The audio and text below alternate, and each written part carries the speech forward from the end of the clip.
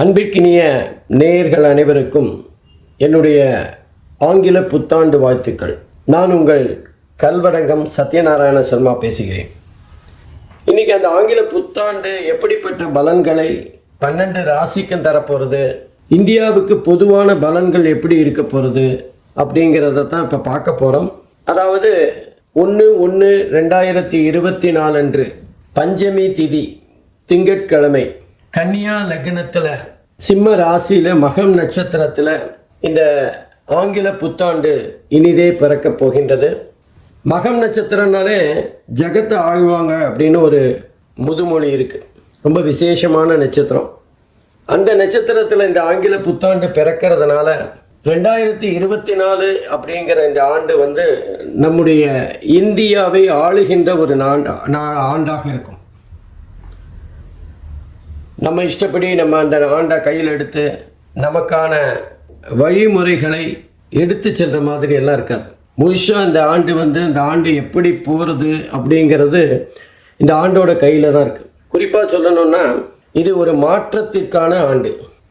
இந்த ஆண்டோட மிக முக்கியமான குறிக்கோள், லட்சியம் இதெல்லாம் சொல்லணுன்னா மாற்றம் ஒன்றே மாறாதது அப்படின்னு சொல்லுவோம். அந்த மாதிரி இது மாற்றத்திற்கான மிக அற்புதமான ஆண்டாக இருக்க போகின்றது. ஏன் அப்படின்னு பார்த்தோன்னா, குறிப்பாக மகர ராசியில் சனி பகவானும் புளூட்டோ கிரகமும் இணைந்து கடந்த பல வருடங்களாக, அதாவது ஒரு 3-4 வருடங்களாக சஞ்சாரம் செய்து கொண்டிருக்கின்றது. பொதுவாக புளூட்டோ கிரகம் ஒரு ராசியில் 30லேருந்து 35 வருஷம் வரைக்கும் சஞ்சாரம் செய்வார். சனி பகவான் அந்த மகர ராசியில் ஒரு 2.5 வருஷம் சஞ்சாரம் செய்வார். மகர ராசிங்கிறது நம்ம இந்தியாவோட ராசி. ஆகவே இந்தியாவோட ராசியில் புளூட்டோ கிரகமும் சனி கிரகமும் இணைந்து இருக்குமேயானால் அது மிகப்பெரிய ஒரு புரட்சியை ஏற்படுத்துகின்ற ஆண்டாகத்தான் இருக்கும். அதுவும் குறிப்பாக ஜனவரி மாதம் 17ஆம் தேதி 2023 திருக்கணிதப்படி சனி பகவான் கும்பராசிக்கு பயிற்சியாகிறார். அதுக்கப்புறம் அதிசாரமாக வக்கரமாக அவர் மகரத்திலும் கும்பத்திலுமாக சஞ்சாரம் செய்து பலன்களை தந்து கொண்டிருக்கின்றார். திருநள்ளாறு வாக்கிய பஞ்சாங்கத்தின்படி டிசம்பர் மாதம் 20ஆம் தேதி 2023 சனி பகவான் பயிற்சியாகி மகரத்திலேருந்து கும்பத்துக்கு போகிறார். ஆகவே இந்த புளூட்டோவும் சனி பகவானும் பிரிகின்ற இந்த வேலை அப்படிங்கிறது ஒரு பெரிய மாற்றத்தை தருகின்ற வேலையாக இருக்கும். உதாரணமாக முன்னாடியெல்லாம் நம்ம உலகத்தில் பார்த்தோன்னா அடிமைகளை விலைக்கு வாங்கி அவங்கள கொத்தடிமைகளாக வீட்டில் வேலை வாங்கிட்டு இருக்கிற ஒரு காலம் இருந்தது. இந்த அடிமை கொத்தடிமை போன்ற விஷயங்கள் எல்லாம் அழிக்கப்பட்டது. இந்த மாதிரி சனியும் புளூட்டோவும் ஒரே ராசியில் சஞ்சாரம் செய்து பிரிகின்ற அந்த வேலை தான். ப்ராட்டஸ்டன்ட் அப்படிங்கிற ஒரு பிரிவு கிறிஸ்தவர்களிடம் இருக்கின்றது. அந்த ப்ராட்டஸ்டன்ட் வருவதற்கான காலமும் இது மாதிரி ஒரு ராசியில் புளூட்டோவும் சனியும் இருந்து பிரிந்து சென்ற காலம்தான். அப்போ எந்த நாட்டுக்கு உரிய ராசியில் அந்த புளூட்டோவும் சனியும் சஞ்சாரம் செய்து பிரிகின்றார்களோ அந்த நாட்டுக்கான பலன்களை அவர்கள் தருவார்கள். அப்படி பார்க்குறப்போ மகர ராசிங்கிறது இந்தியாவோட ராசி. இந்தியா ராசியிலேருந்து சனி பகவான் பிரிஞ்சு புளூட்டோலேருந்து பிரிஞ்சு வெளியில் போகிறார் கும்பத்துக்கு. ஆகவே இந்தியாவுக்கான பலன்கள் மாற்றத்தை தருகின்ற மிகப்பெரிய ஒரு பலனாக இருக்கும். நீங்கள் எடுத்து பார்த்தீங்கன்னா கடந்த ஒரு 6 மாதமாக உலக அளவில் பெண்கள், இந்தியாவின் பெண்கள் உச்ச பதவிகளை பெற்ற வரலாறுகளை பார்க்கலாம். இனி வருகின்ற காலங்கூட இந்த மாதிரி பெண்கள் மிகப்பெரிய முக்கியமான பொறுப்புகளில் அமர்கின்ற ஒரு சூழ்நிலை கண்டிப்பாக ஏற்படும். எப்பெல்லாம் இந்த மாதிரி ஒரு புளூட்டோவும் சனியும் சேர்ந்திருந்து பிரிந்து செல்லுகின்றார்களோ அப்போல்லாம் ஒரு புரட்சி வெடிக்கும். அப்போ ஏதாவது ஒரு மிகப்பெரிய கொடுமைகள் அகன்று நன்மைகள் நாட்டுக்கு கிடைக்கும். அந்த மாதிரி ஒவ்வொரு 30 வருஷமும், அதாவது இனி இந்த சனியும் அந்த புளூட்டோவும் சந்திப்பதற்கான வருடங்கள் அப்படின்னா திரும்ப ஒரு அந்த சனீஸ்வர பகவான் கும்பத்திலோ மீனத்திலோ திரும்பவும் சந்திக்க வேண்டி வரும். அப்பவும் கூட அது இந்தியாவோட ராசியாக இருக்காது.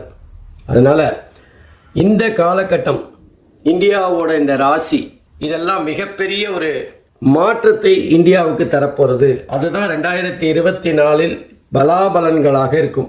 இயற்கை சீற்றம் இந்த காலகட்டத்தில் ரொம்ப கொஞ்சம் அதிகமாக தான் இருக்கும். குறிப்பாக தென்னிந்திய பகுதிகள் எல்லாமே எதிர்பாராத மிகப்பெரிய வெள்ளம், வெயில், எல்லா விஷயங்களிலுமே சீதோஷ்ண நிலை அல்லது தட்பவெட்ப நிலையில் மாறுதல்கள் மக்களுக்கு ஒரு கஷ்டத்தை தருகின்ற அமைப்பாக இருக்கும். தண்ணி கேட்கும்போது தண்ணி கிடைக்காது, ஆனால் வெள்ளமாக தண்ணி வரும்போது தண்ணி வேண்டான்னு சொல்லும். அதுதான் நிலைமையாக இருக்கும். அது மாத்திரம் இல்லை, மாறுதல் அப்படின்னு சொன்னோம். அப்போது தென்னிந்தியில் எடுத்துட்டாலும் சரி, இந்தியாவில் எந்த பகுதியில் எடுத்துட்டாலும் எங்கெல்லாம் குளிர் அதிகமாக இருக்கும்னு நம்ம நினைப்போமோ அல்லது குளிர் பகுதி அப்படின்னு நம்ம குறிப்பிட்டிருக்கிற இடங்களுக்கெல்லாம் குளிர் மிதமாக இருக்கும். இது குளிராத ஒரு பகுதின்னு நினச்சிட்டு இருக்கிற பகுதியிலெல்லாம் குளிர் கொஞ்சம் அதிகமாக இருக்கும். உதாரணமாக சென்னையில் குளிர் இந்த வருடம் அதிகமாக இருக்கின்ற ஒரு தன்மையை பார்க்கலாம். அதுக்கு மழையும் ஒரு காரணமாக இருந்தாலும் குளிரின் அளவு கொஞ்சம் அதிகமாக இருக்கக்கூடிய வாய்ப்புகள் இருக்குது. அதே மாதிரி நம்ம அண்டை நாடுகள் மூலமாக ஏதாவது போர் மேகங்கள், போர் வருவதற்கு வாய்ப்புகள் இல்லை, போருக்கான ஏதாவது முகாந்திரம் ஏற்பட்டு அது கடைசியில் பேச்சுவார்த்தையில் சரி செய்யப்படும். ஆகவே ஒரு விதமான பதட்டமான எல்லை பகுதியில் பதட்டம் எப்பவுமே இருந்துட்டு இருக்கிற மாதிரியான ஒரு சூழ்நிலை இருக்கும். அரசியல் தட்பவெட்பங்கள் கூட அப்பப்போ ரொம்ப பாதிப்பாகவும் அதே நேரத்தில் ரொம்ப கொந்தளிப்பாகவும் இருக்கின்ற ஒரு காலகட்டமாக இது அமையும். எதிரிக்கு எதிரி நண்பன்னு சொல்லுவோம், ஆனால் அரசியலில் எதிரி நண்பன் இதெல்லாம் கிடையாதுங்கிற ஒரு தாத்பரியம் இருக்குது. அந்த வகையில் எதிர்பாராதவர்கள் சேருகின்ற ஒரு மிகப்பெரிய மாறுதலை இந்த வருஷம் சந்திக்க போகிறோம். அதுக்கப்புறம் இந்த ஒரு புதிய நோய், கண்ணு சம்பந்தமாக ஏதாவது ஒரு நோய் வரக்கூடிய வாய்ப்புகள் இருக்குது. இப்படி நமக்கு கொரோனா மிகப்பெரிய ஒரு பாதிப்பை தந்து மக்களை முடக்கி போட்டதோ, அதை மாதிரி கண்ணு சம்பந்தமாக ஏதாவது ஒரு சின்ன இனம் தெரியாத ஒரு நோய் பரவி வரக்கூடிய வாய்ப்புகள் இருக்குது. அதே மாதிரி மக்களுக்கு இருக்கிற மாதிரியே ஜீவராசிகளுக்கும் கால்நடைகளுக்கும் விஷ ஜுரங்கிற மாதிரி ஒரு ஜுரம் வந்து மிகப்பெரிய பாதிப்பை தரக்கூடும். இன்னும் சொல்லப்போனால் இந்த காலகட்டத்தில் மக்கள் மிகப்பெரிய ஒரு கொந்தளிப்பிலேயே இருக்கிற ஒரு சூழ்நிலை இருக்கும். ஏதோ நிம்மதி இல்லாத ஒரு காலகட்டமாக இந்த 2024 நகர்ந்து செல்லும். அதுவும் குறிப்பாக அந்த குரு பகவான் ஏப்ரல் மேலே வந்து மேஷத்துலேருந்து ரிஷபராசிக்கு மாறுற வரைக்கும் பாதிப்பு கொஞ்சம் அதிகமாக தான் இருக்கும். நம்ம ஒன்று நினைக்க அது ஒன்று நடக்கிற மாதிரியான சூழ்நிலைகள் ஏற்படும். அங்கங்கே பார்த்தீங்கன்னா அந்த தொழில்நுட்பம், கணினி சம்பந்தப்பட்ட தொழில்நுட்பம் மிகப்பெரிய மேன்மையை இந்த காலத்தில் அடையும், உச்சத்தை அடைகின்ற காலமாக இருக்கும். கணினி சார்ந்த படிப்புகள் அமோகமாக மக்களால் வரவேற்கப்படும். எப்பெல்லாம் ஒரு விஷயத்தில் வளர்ச்சி இருக்கோ அப்போ அந்த விஷயத்தில் பின்னாடி ஏதாவது பாதிப்புகளும் இருக்கத்தான் செய்யும். அதே மாதிரி சைபர் கிரைம் அதிகரிக்கின்ற காலகட்டமாக இருக்கும். மோசடி பேர்வழிகள் புதுசாக ஏதாவது ஒரு வழியை கண்டுபிடிச்சு அதன் மூலமாக மக்களை ஏமாற்றுகின்ற காலமாக இருக்கும். பொதுவாக நம்ம ஏமாறும் போது தானே சில விஷயங்களை கற்றுக்கிறோம், எப்படி ஏமாறக்கூடாதுன்னு. ஆகவே புதிய புதிய கண்டுபிடிப்புகளுக்கு இந்த காலகட்டம் மிக அற்புதமாக இருக்கும். குறிப்பாக கணினி சார்ந்த துறைகள் உச்சத்தை தொடுகின்ற மேன்மையை பெறுகின்ற ஒரு காலகட்டமாக இருக்கும். இன்னும் சொல்லப்போனால் இதெல்லாம் கூட கணினினால் பண்ண முடியுமா அப்படிங்கிற ஒரு ஆச்சரியத்தை தருகின்ற வகையில் பல துறைகளுக்குள்ள இந்த கணினி மிகப்பெரிய தாக்கத்தை ஏற்படுத்தும். தொடர்ந்து நம்ம விவசாயம் பார்த்திங்கன்னா இந்த வருஷம் ரொம்ப அமோகமாக இருக்கும். ஆனாலும் நமக்கு மனுஷங்களுக்கும் ஜீவராசிகளுக்கும் இருக்கிற மாதிரியே அந்த பயிர்களுக்கும் ஏதாவது நோய்கள் வரக்கூடிய வாய்ப்புகள் இருக்குது. அதற்கான புதிய மருந்து கண்டுபிடிக்கின்ற காலகட்டமாக இருக்கும். குறிப்பாக மருத்துவத்துறையின் மிகப்பெரிய அறுவடையை இந்த வருஷம் நம்ம பார்க்கலாம். பல விஷயங்களுக்கு அவங்க வந்து முன்னுதாரணமாக இருப்பார்கள். பல விஷயங்கள் புதுசாக கண்டுபிடிக்கக்கூடிய காலகட்டமாக இருக்கும். மக்கள் வந்து நட்பாக வாழ்வதை விட்டுவிட்டு எதிரிகளாக வாழ்கின்ற ஒரு சூழ்நிலை ஏற்படும். யாருக்கு யார் எதிரின்னே தெரியாத ஒரு கட்டம். எனக்கு பிடிச்சவங்க இவங்க, உங்களுக்கு பிடிச்சவங்க இவங்க, ஆகவே நம்ம 2 பேரும் எதிரிங்கிற மாதிரி சம்பந்தமே இல்லாமல் யாருக்காகவோ, கண்ணுக்கு தெரியாத யாருக்காகவோ இவர்கள் சண்டை போட்டுக்கொள்கின்ற, தினசரி பார்த்து கொண்டிருக்கின்றவர்கள் சண்டை போட்டு கொண்டிருக்கின்ற ஒரு அதிசயம் நடக்கும். இதெல்லாம் மக்களுக்கு புரியறதுக்கு கொஞ்சம் நாள் ஆகும். இந்த 2024 முழுவதுமாகவே ஒரு குழப்பமான ஆண்டாகத்தான் இருக்கும். எப்பவுமே நம்ம ஒரு மாற்றம் ஏற்படுகிறதுனா அதுக்கு முன்னாடி மிகப்பெரிய குழப்பம் இருக்கணும். ஆகவே குழப்பத்துக்கு பிறகு அந்த குழப்பத்துக்கு விடையாக மிகப்பெரிய ஒரு மாற்றத்தை சந்திக்கின்ற ஆண்டாக இருக்கும். ஏற்கனவே சொன்ன மாதிரி மாற்றம் ஒன்று தான், மாற்றம் இல்லாதுன்போம். அந்த மாதிரி நிறைய மாற்றங்களை சந்திக்கின்ற ஆண்டாக இந்த ஆண்டு இருக்கும். எது எப்படியானாலும் மக்கள் மிகப்பெரிய பாதிப்பை பெற்றாலும் முடிவில் சுபம், சினிமாவில் சுபம்னு போட்டு நல்ல சந்தோஷமான சூழ்நிலை ஏற்படுத்துகிற மாதிரி இந்த 2024 இறுதி சில மாதங்களில் ரொம்ப ரொம்ப ரிலாக்ஸ்டாக மக்கள் சந்தோஷமாக இருக்கின்ற ஒரு காலகட்டமாக இருக்கும். ஆகவே இந்த 2024 மக்கள் எல்லாம் பெற்று எல்லா வகையிலும் முன்னேற்றங்களை அடைவதற்கு இறைவனை பிரார்த்திக்கின்றேன். ஒவ்வொரு ராசிக்கும் எப்படிப்பட்ட பலன்களை தரப்போகிறதுங்கிறத பார்க்கலாம். அன்பிற்கினிய ரிஷபராசி என்பர்களே, இந்த ஆங்கில புத்தாண்டு 2024 எப்படிப்பட்ட பலன்களை உங்களுக்கு தரப்போகிறது அப்படின்னு பார்க்கலாம். ரிஷபராசிக்கு 12வது இடத்துல குரு பகவான் சஞ்சாரம் செய்கின்றார்.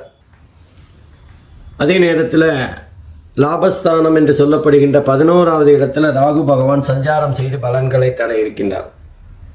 கேது பகவான் 5வது இடத்துல பூர்வ புண்ணியஸ்தானத்தில் இருக்கார். ஜீவனஸ்தானத்தில் ஜீவனக்காரகன் சனி பகவான் சஞ்சாரம் செய்கிறார். இந்த வருடகிரகங்கள் அமைப்பு எப்படிப்பட்ட பலன்களை ரிஷபராசிக்கு தரும் அப்படின்னு பார்க்கலாம்.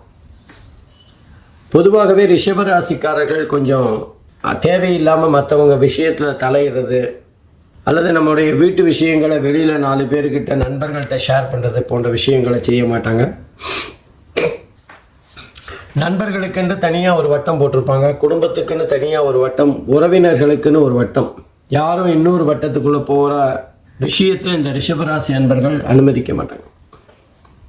இன்னும் சொல்லப்போனால் அவங்களோட வாழ்க்கைங்கிறதே கொஞ்சம் ரகசியமாக இருக்கிற வாழ்க்கையாக தான் இருக்கும். தேவையில்லாமல் எல்லா விஷயத்தையும் எல்லாருக்கிட்டையும் பேசிகிட்டு இருக்க மாட்டாங்க.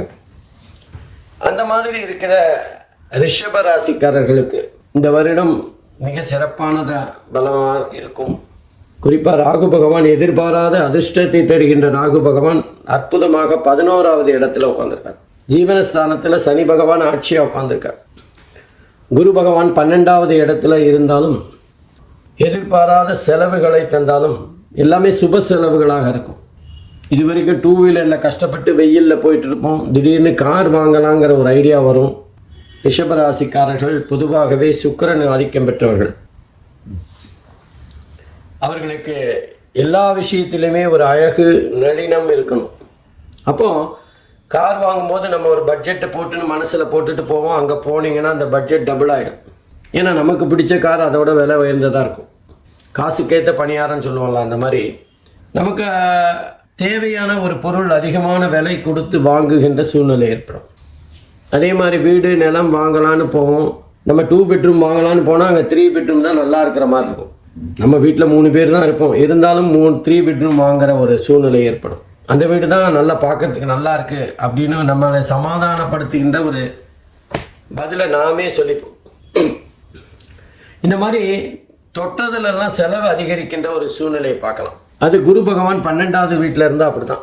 அது ஒன்றும் பண்ண முடியாது, நல்லது தான். சில சமயங்களில் வாயை கொடுத்துட்டு நம்ம எதான நகை வாங்கி தரோன்ற பெரிய செலவை நம்மளே இழுத்து போட்டுப்போம். வருமானத்தை மீறி செலவு செய்கின்ற காலகட்டமாக இருக்கும். அங்கங்கே கடன் வாங்குகிற ஒரு சூழ்நிலை தான் இருக்கும்.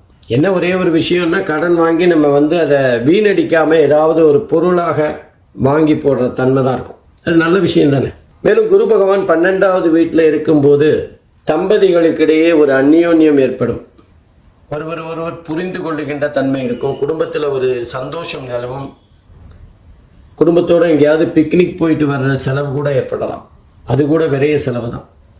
அதே மாதிரி குடும்பத்தில் குழந்தைகள் மூலமாக ஏதாவது சின்ன சின்ன பிரச்சனைகள் வரலாம். சரியாக படிக்க மாட்டாங்க, அல்லது பக்கத்து வீட்டில் சண்டை போட்டுட்டு வர்ற ஒரு சூழ்நிலை, அல்லது அவங்க 12th எடுத்த மார்க்கு கல்லூரியில் ஃப்ரீ சீட் வாங்கிறதுக்கு கஷ்டப்படுற ஒரு சூழ்நிலை, இல்லை அவங்களோட நடவடிக்கை சரியில்லைங்கிற கவலை, இந்த மாதிரி ஏதாவது குழந்தைகள் சம்பந்தமாக சின்ன சின்ன கவலைகள் வரலாம். அடுத்தது நம்ம கேது பகவான் 5வது வீட்டில் பூர்வ புண்ணியஸ்தானத்தில் உட்காந்துருக்கார். நமக்கு ஏற்கனவே குரு பகவான் செலவுகளை வைப்பான்னு சொன்னோம்.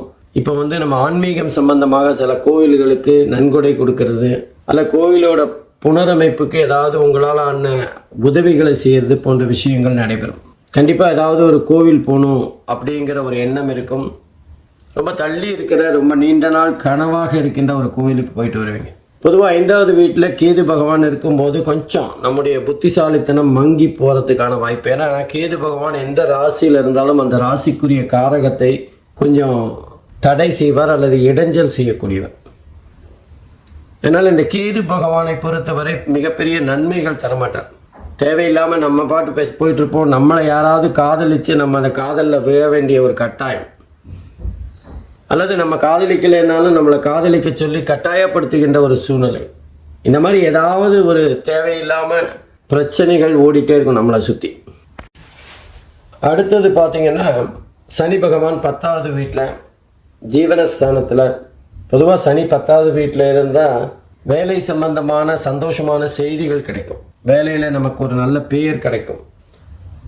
நம்மளோட எண்ணங்கள் அல்லது நம்ம வந்து இந்த வேலை செய்கிற இடத்துலையோ சரி, நமக்கு மேலே இருக்கின்ற அதிகாரிகளோட நன்மதிப்பை பெறுகின்ற ஒரு தன்மை இருக்கும். ஏன்னா எதிர்பார்த்த வேகம் இருக்காதுனாலும் மெதுவாக முன்னேறுகின்ற ஒரு தன்மை தான்.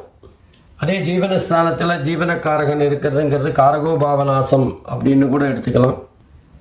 ஆனால் எந்த விதத்திலும் அது நம்முடைய வேலையை பாதிக்காது. இன்னும் சொல்லப்போனால் கொஞ்சம் சோம்பேறித்தனமாக வேலையை தாமதப்படுத்துகின்ற சூழ்நிலை தான் இருக்கும். நம்ம வேலையை நம்ம கரெக்டாக முடிச்சிடும். தாமதமாக முடித்தாலும் பெட்டர் லேட் தென் நெவர்னு சொல்லுவாள். அந்த மாதிரி எப்படியாவது இந்த காரியத்தை முடிச்சிடும். ஆனால் நம்ம கொஞ்சம் தாமதமாக பண்ணதுனால நமக்கு வர வேண்டிய அந்த பாராட்டுக்கள் குறையாக மாறிடும். இன்னும் குறிப்பாக சொல்லணும்னா 10வது வீட்டில் சனி பகவான் சஞ்சாரம் செய்கின்ற அந்த காரணத்தினால சிலருக்கு இந்த வேலை பார்க்கறதுல ஒரு அதிருப்தி ஏற்படும். நமக்கு கிடைக்க வேண்டிய மதிப்பு வேறு யாருக்கும் கிடைக்கிறதே, நம்ம கஷ்டப்பட்டு ராப்பகலாக பண்ண வேலை நமக்கு மேலே இருக்கிற அந்த மேனேஜருக்கு நல்ல பாராட்டுக்களாக போய் சேர்றது அப்படிங்கிற ஒரு குறை இருந்துகிட்டே இருக்கும். ஆனால் ஒரு விஷயம், நமக்கு வர வேண்டியது நம்ம வந்து சேரும் அப்படிங்கிற எண்ணம் இருக்கணும். நாளைக்கு நம்ம தப்பாக பண்ணால் கூட அந்த மேனேஜர் தான் அந்த திட்டம் வாங்க போகிறார். அதனால் பலனை பார்க்காம நம்முடைய செயல் இருக்கணும் அப்படிங்கிறது தான் இந்த காலகட்டத்தில் நம்ம தெரிஞ்சுக்க வேண்டிய ஒரு விஷயம். சனி பகவான் அதைத்தான் உணர்த்துவார். நம்ம வேலையை நம்ம செய்வோம், எந்த விதமான தப்பும் இல்லாமல், எந்த விதமான தவறான எண்ணங்களும் இல்லாமல் நம்ம வேலையை சரியாக செய்வோம், அவ்வளோதான். நமக்கு வர வேண்டிய பாராட்டுக்கள்லாம் வரும்போது வரட்டும். பாராட்டை நம்பி நம்ம வேலை பார்க்கணுங்கிற அவசியம் இல்லை. நம்ம வாங்குகிற சம்பளத்துக்கு நம்ம வேலை பார்க்குறோம். ஆனால் அந்த வேலையில் ஒரு திருப்திகரம் இருக்கணும், திருப்தியாக வேலை பார்க்கணும். நம்ம அந்த வேலை பார்க்குற அந்த கம்பெனிக்கு எந்த விதத்திலுமே பாதிப்பை தராத வகையில் இருக்கணும். நம்மளை அவங்க ஒரு நாள் கண்டிப்பாக புரிஞ்சுப்பாங்க. இதுதான் அந்த சனீஸ்வர பகவான் 10ல் இருக்கும்போது தருகின்ற தாமதமான பலன்கள். அடுத்தது லாபஸ்தானத்தில் ராகவான். ராகுவை போல் கொடுப்பாரும் இல்லை, கேதுவை போல் கெடுப்பாரும் இல்லைன்னு சொல்லுவாங்க. ராகு கேதுவுக்கு 3, 6, 11 ஆகிய இடங்கள் ரொம்ப சிறப்பான இடம். அப்போ ராகு 11வது இடத்துல நல்ல பலனை தருகின்ற அமைப்பு தான். எதிர்பாராத அதிர்ஷ்டங்களை தருவார். நம்ம வியாபாரம் பண்ணுறவங்க அல்லது தொழில் செய்கிறவங்களுக்கு நம்ம முயற்சி பண்ணாமே யாரோ வந்து நம்முடைய பெயரை அல்லது நம்முடைய தொழில் பற்றி தெரிந்து கொண்டு அவங்களாகவே அந்த ஆர்டர் கொடுத்து நல்ல பணமும் கொடுத்து விட்டு செல்லுகின்ற சூழ்நிலையை பார்க்கலாம். இல்லை நம்ம வந்து வியாபாரத்தில் ஏதோ ஒரு விதத்தில் முயற்சிகள் செஞ்சு அல்லது பணம் முடங்கி போன ஒரு விஷயம் பல வருடங்களாக 5, 6 வருடங்களாக நமக்கு பணம் தராதவன் இப்போ தேடி வந்து தருகின்ற சூழ்நிலையை பார்க்கலாம். அதே மாதிரி வியாபாரம் செய்கிறவங்க, விவசாயம் பார்க்குறவங்க, குறிப்பாக அரசியல்வாதிகளுக்கும் கலைஞர்களுக்கும் ரொம்ப அற்புதமான காலகட்டமாக இருக்கும். அரசியல்வாதிகளுக்கு நம்ம வந்து இது வேலை பண்ணுவோம், இதில் கொஞ்சம் காசு கிடைக்கும் அப்படின்னு நினைக்கும் போது நம்மளை தேடி எம்எல்ஏ பதவி தானாக வரும். எம்எல்ஏ கிடைச்சா போகிறோம்னு நினச்சவங்களுக்கு மந்திரி பதவி வந்தாலும் ஆச்சரியம் இல்லை. ரிஷபராசி என்பர்களுக்கு இந்த காலகட்டத்தில் அரசியலில் மேன்மை பெறுகின்ற ஒரு காலமாக இருக்கும். தொண்டராக இருந்தவன் திடீர்னு தலைவர் ஆகிறதுக்கான வாய்ப்புகள். அதே மாதிரி தான் அந்த கலைஞர்களுக்கு பணம் பெரிய அளவில் வரும் அப்படின்னாலும் அதை விட முக்கியமானது அவங்களுக்கு தேவை அங்கீகாரம். அவங்களுக்கு பாராட்டு, வெகுமதி, ஒரு பட்டம் போன்ற விஷயங்கள் தான் அவங்களுக்கு மிக முக்கியமானது. அந்த கலைஞர்களை வெளிநாட்டில் கூப்பிட்டு அவங்க கலை நிகழ்ச்சிகள் நடத்தி அதில் அவங்களுக்கு பாராட்டுக்களையும் பரிசுகளையும் தரும்போது அவங்களோட சந்தோஷம் இரட்டிப்பாகும். ஆகவே இந்த காலகட்டத்தில் ராகு பகவான் மிக அற்புதமான பலன்களை தரப்போகிறார். வியாபாரிகளுக்கு ரொம்ப சிறப்பாக இருக்கும். மாணவர்களும் நல்லா படிக்கின்ற ஒரு சூழ்நிலையை பார்க்கலாம். திருமணம் கொஞ்சம் தள்ளி போகும்னாலும் கண்டிப்பாக இந்த வருஷத்திலேயே திருமணம் நடக்கின்ற வகையை பார்க்கலாம். ரிஷபராசி என்பர்களுக்கு திருமணம் கைகூடி வருகின்ற காலகட்டமாக இருக்கும். அதே நேரத்தில் புத்திர பாக்கியத்தை எதிர்பார்த்து கொண்டிருக்கின்ற திருமணமான தம்பதிகளுக்கு கொஞ்சம் தாமதமாகறதுக்கான வாய்ப்புகள் இருக்குது. மிக அற்புதமான காலகட்டம். ரிஷபராசி அன்பர்களுக்கும் இந்த 2024 மிக நல்ல பலன்களை பெறப்போகிறீர்கள். ஆனாலும் கொஞ்சம் கவனமாக இருக்கணும். மே மாதத்துக்கு பிறகு உடல் ரீதியாக கொஞ்சம் தளர்ச்சி அடைகின்ற அல்லது கொஞ்சம் டயர்டாகிறது வாய்ப்புகள் அதிகம். சரியான நேரத்தில் தூங்கி சரியான உணவுகளை சரியான காலகட்டத்தில் சாப்பிட்றது மிக மிக முக்கியமானது. சுவர் இருந்தால்தான் சித்திரம் வரைய முடியும். நம்முடைய உடம்பு சரியாக இருந்தால்தான் நம்ம நல்லா வேலை பண்ண முடியும். ஆகவே ரிஷபராசி என்பர்களுக்கு மிக அற்புதமான பலன்களை இந்த புத்தாண்டு தரப்போகின்றது. நன்றி, வணக்கம்.